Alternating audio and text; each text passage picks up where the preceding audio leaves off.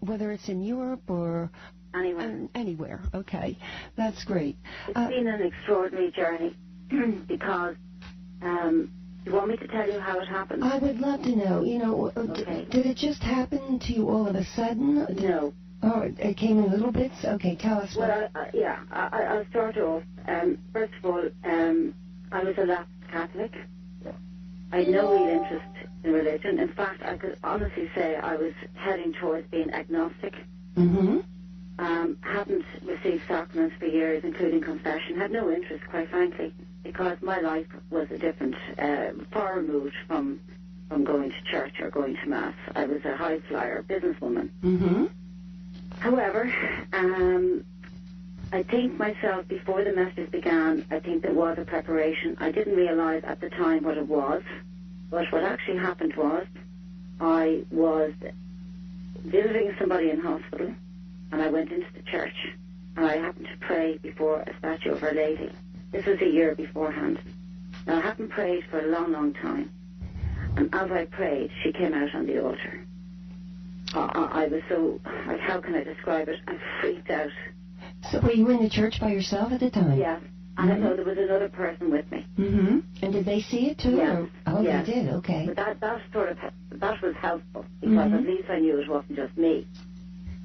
I was, when I saw her, I couldn't move. She was so powerful, so strong. The image came and she was crying.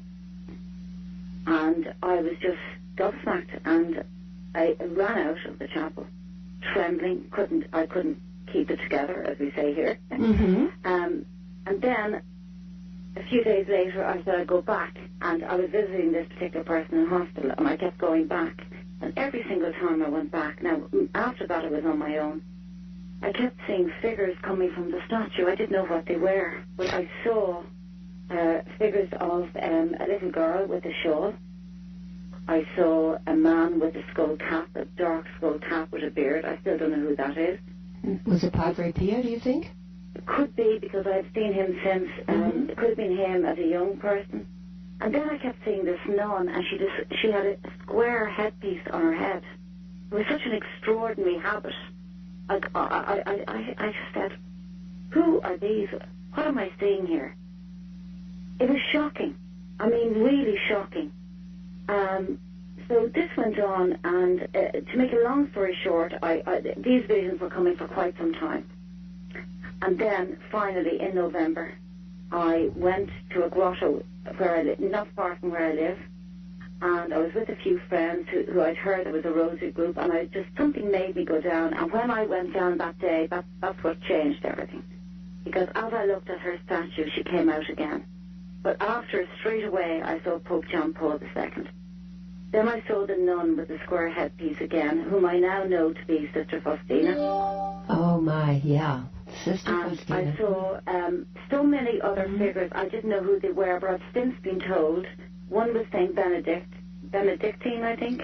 Saint Benedict. Saint Benedict, he's a powerful, powerful saint. And the other was Saint Augustine, and I never heard of any of them. They meant nothing to me. So then, what happened, I knew something was happening to me, because during all this period, a few strange things began to happen. I would start thinking of the crucifixion, and slowly, by degrees, I would get very, very upset thinking about the crucifixion. And then I'd find myself waking at 3 o'clock in the morning in floods of tears thinking of Jesus on the cross. I didn't know what was wrong with me, and yet I knew I was of sound mind, because I'm a very I'm a very busy career woman. So I have a very serious job.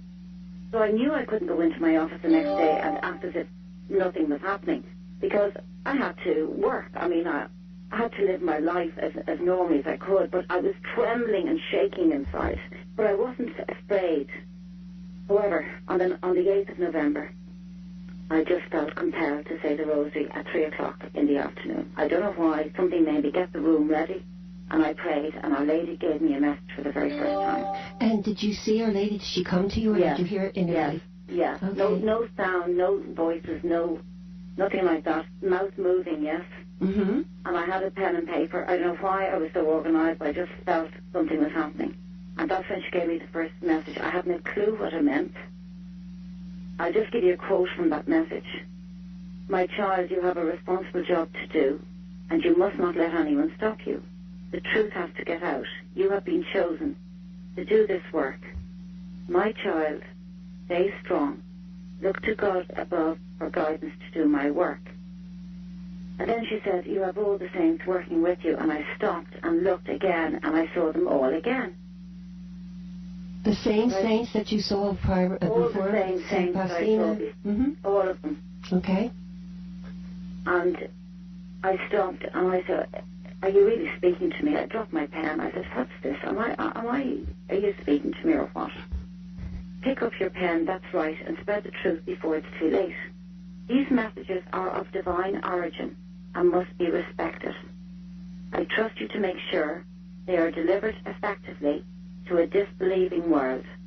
It is most important that you stay strong for my beloved son. I know you suffer for him, with him, and through him. Rejoice because this is good. You are blessed, my child, to have been chosen for this work. Stay strong. And the message continued. I didn't know what it meant at all. This was at 3:30 in the afternoon on the 8th of November. And then that night I was fast asleep, and at 3 o'clock in the morning I woke up with a start. I felt my body as if I was being lifted out of my body. That's all I can describe this as. And I turned on the light and I looked at my clock, and I happened to have a picture of Jesus beside me, because I believe now I was slowly converting up to that point. And somebody gave me a picture of Jesus, and it was a battered picture. It was just propped there. And I looked, and to my absolute amazement, his face came out and it just became alive, and his mouth started to move, and I knew he was speaking, but he didn't say anything. I couldn't hear anything. And I had an old envelope beside my bed, so I grabbed it and I found a pen. I knew he wanted to communicate. And that first message was, I think it was 3 o'clock in the morning. Fast asleep, and next minute out this message came, and it was just extraordinary. I couldn't make it up. I'll just give you the first paragraph. Oh yes, please do. Behold, the time is near for you to tell the world that justice will befall all those who reject me. My mercy knows no bounds to all those who follow the truth of my suffering on the cross. Joy to those of my followers who reject the temptations they are faced with every day. Others who turn their backs on my teachings are blind to the promises made by me when I died for their sins on the cross. I am in deep pain and feel desolate with the abandonment that I suffer from my beloved sinners for whom I gave up my earthly life. And it goes on. Wow, I'll tell you. Trembling all over. What did you do? When you receive a message like that and you're called to such service, how did you feel at that point? Did you share it with anyone, or did you just keep it? Did you keep it to yourself to that point? I rang my best friend the next morning, and I said, either I'm going crazy or something is happening. And there was a part of me hoping I was going crazy, because I said, if this is a breakdown of some sort, I'd rather have that than this. I just couldn't deal with what was happening. I didn't really want to deal with what was happening. And yet I felt this, it was a compelling feeling to be drawn back. I rang my priest as well. He knows me for 20 years, and he laughed because I'm the last person he would associate. That's what makes it even so more amazing that God has chosen you, and I imagine you must have felt that way. Here you were, you said you were almost an agnostic, and yet Our Lady came to you, and then you're receiving these gifts. So you had a total conversion of the heart because of this, and this is what God's calling all of us to do, isn't He? To have that conversion of heart? That's really, since then I've had over 250 messages. And quite a few haven't been published, but... Well, are most of these messages meant for people to hear, or are many of those meant just for you privately? No, they're meant for a very specific reason. They're for the world, because there's a lot going to happen now. I've never, ever given dates, but He's told me, now that I'm getting strong, it's nearly a year now, having gone through all the trauma, I can't deal with this, not able for this, I don't want this, take this back. Being woken up at 3 o'clock in the morning, I actually asked him on the 5th day, please don't wake me up at 3. Are you still being wakened up at 3 o'clock in the morning? Oh, okay. Only once or twice with a very important message. Okay. So what are the messages for? He told me that the world is going to change. Now, you must remember, I know nothing, and I'm embarrassed to admit this, but I never read the Bible. I know nothing about the Bible. I suppose as I grew up, the Bible was not something that we had. We weren't really taught very much about the Bible, and I think a lot of Catholics would say the same. It's not something that was very high on the agenda. Don't ask me why. Mm-hmm. Don't ask me why. But so he told me that he was giving me messages to the world because he's out of an act of mercy. He's not coming back to judge straight away because he said if he did, there would be very few people in heaven. It would be an empty place. So what he said to me is, I'm giving you these messages so that you can spread conversion to every religion in the world, so they can call on every religion in the world to listen and to hear the word of God the Father as well, because he's coming back to save us again, and this time he's going to give us a warning. Now, I had no idea what this meant. I had no idea what this warning meant, and he told me he was going to come back and he was going to give everybody a chance to redeem themselves in his eyes. And he said, did you not think I would never come back and save you again? Because of what's happened in the world for so many centuries, he said that his mercy, he loves everybody and he's coming back. And what's going to happen is, and I didn't know about anything to do with this Garabandal apparition, seemingly this message, similar messages have been given to visionaries. Yes.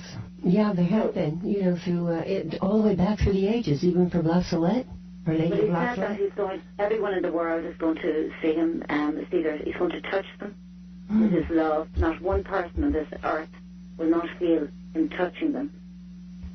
You're going to wake up in the morning, you're going to see the cross in the sky, this is what I've been told.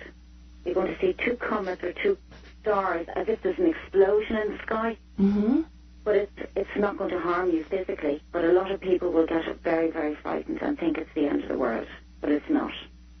You're going to be showing your sins as they offend him in his eyes.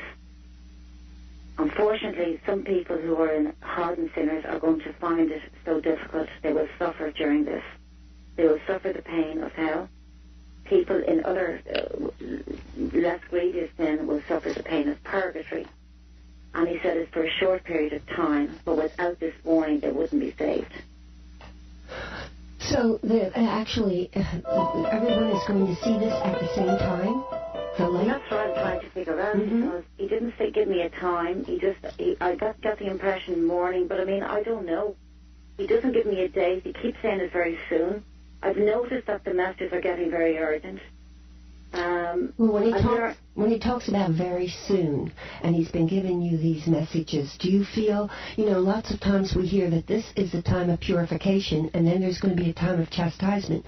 Is this what you feel, or this is what Jesus? Because I didn't understand the meaning behind a lot of the messages as I was taking them down, I just didn't really understand them. But my understanding now is it's going to happen very soon.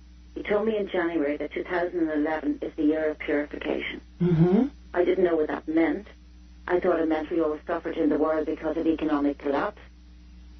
I didn't really understand what that meant.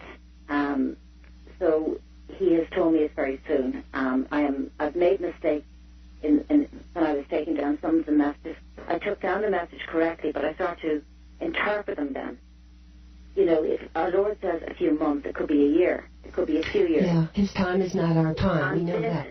This was my problem, and it's very soon. I know that. But if you're saying that the year 2011 is the year of purification, then that certainly must show you that we are coming toward that time. Yes, we are. When the warning is going to take effect. Does he give you has he told you what that warning is going to be? Is it going to globally affect the whole world? Every single person over the age of reason. Wow. Over the age of reason. Well, I suppose at the age of 6 or 7. Mm-hmm. Every single person. And so it's going to be such a powerful event that It's going to shock the world. Wow. everybody will be touched. What about atheists? Has he talked about atheists? Will they be everyone. touched? Everyone. Okay. Doesn't matter who they are, atheists included.